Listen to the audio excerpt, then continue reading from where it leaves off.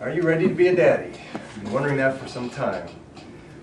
Most people probably should ask themselves that. Are they ready to be a parent? And in so doing, do they do these following things? Do they go online, do some research, see what it takes to be father or mom? Do they look at their finances, their budget? Can they finance that child, that extra burden? Do they pay someone to come to their house, interview them, to look at their house, to make sure there's room for that child, that the house is in good situations? Do they have people do criminal background checks, child abuse checks for every state that they lived in since they've been 18? Do they get letters of recommendation from neighbors, relatives, and friends that are then looked at and read by other countries? And all this paperwork, is it notarized by state officials, who are then notarized by the Secretary of State, Madam Hillary Clinton, who's probably notarized by God? I don't know. My wife probably know that. Maybe got that paperwork still coming in the mail, I'm not sure. But these are all the things that we had to do to be paperwork ready for China. And when that was all done, October 7th, 2010, my wife and I were like, we don't know if we're ready to be parents, but we are ready to be done with this paperwork. So, on Thursday, October 7th, 2010, my wife and I go to the airport, and we board our 747 plane United, and we go to our seats that we're going to be living in for the next 12 hours.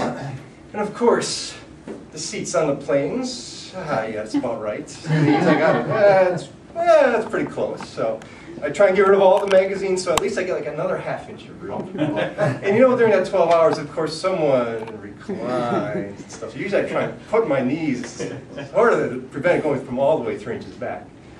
Well, that happened to me, but my wife, she was not happy. She's shorter than me, so she's got a little more leg room, but she also went down for about 8 of the 12 hours.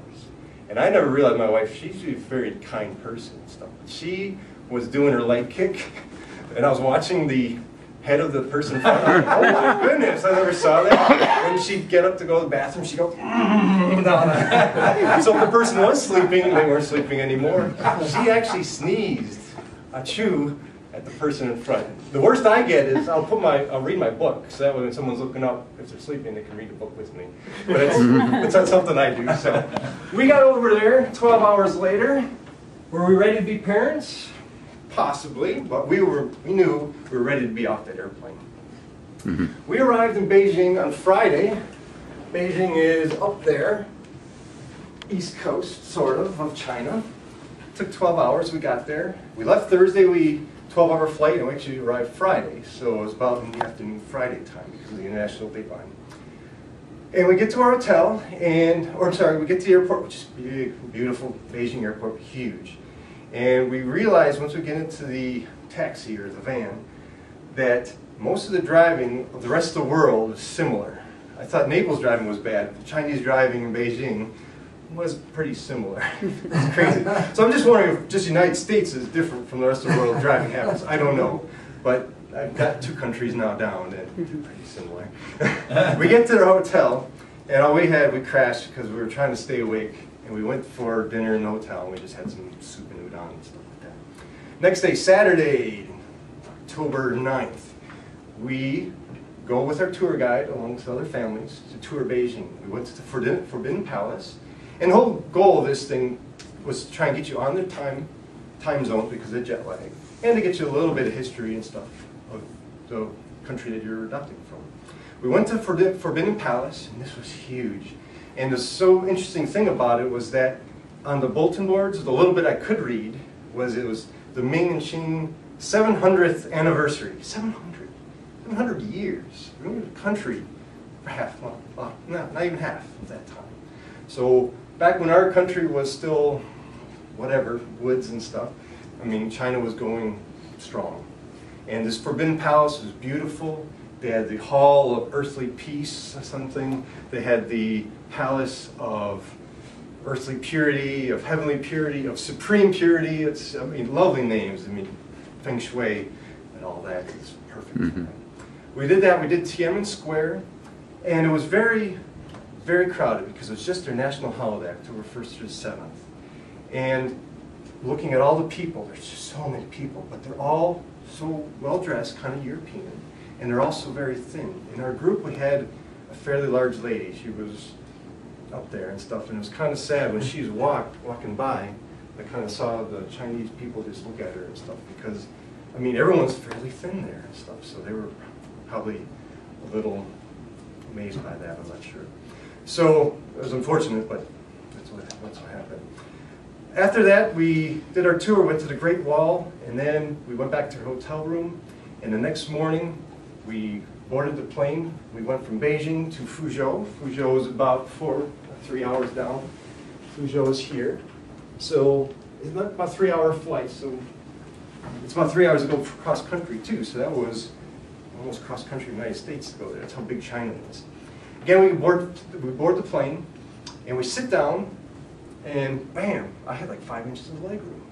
And I was like, well, why is this? On American flights, we're bigger, taller, wider sometimes, and we had no leg room. But here's China, everyone's kind of smaller, more petite, and they got more leg room. I'm not sure why. So once we got off of that end, the service was wonderful. They were very nice, very prompt. And all we knew when we were done with that flight, we were ready to be parents. Well, we weren't sure, but we were ready to book flights across the Pacific again on that flight. So we actually had to pay $100 extra for those 5 inches extra on the flight over on United. So we loved Xiamen Airlines. It was nice. So we finally get to the airport, and my wife's sitting there, and we drive into the airport. She sees the little kids being brought from other cars and taxis. And she's bucking like a bronco in the car. She's looking, where's our little girl? Where's our little girl?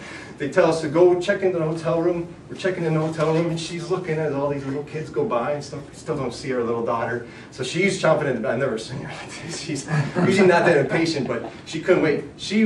We raced up to our hotel room, put everything in. Normally I'm waiting on her. This time she's like, are you ready? Are you ready? I was like trying to get the passwords on and stuff. I mean, she was hyper mode and stuff. So we hit the elevator, we're going down. On the elevator down, I was thinking, all the things I read, there's some things, how do they bring you the kid? Are you in a room and you get called and they bring the kid to you?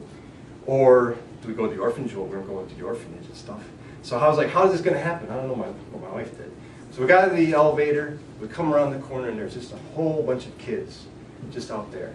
And right there was our kid, right on the corner, Caitlin. My wife went right to her. She knew exactly what she looked like.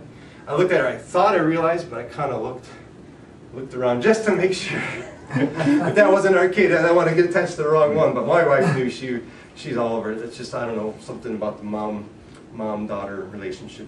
Across the country, across the ocean, she knew.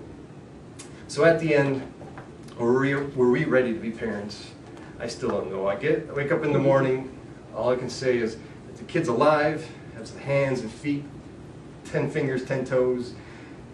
It's a win. That's a good day. Wife might have a different version of victory. But we're ready to be parents. All I can say is our parents did the best they could for us, and we're going to try and do the same for her. And we are so very glad that she is a part of our lives, and we truly hope that she considers it an honor for us to be her parents.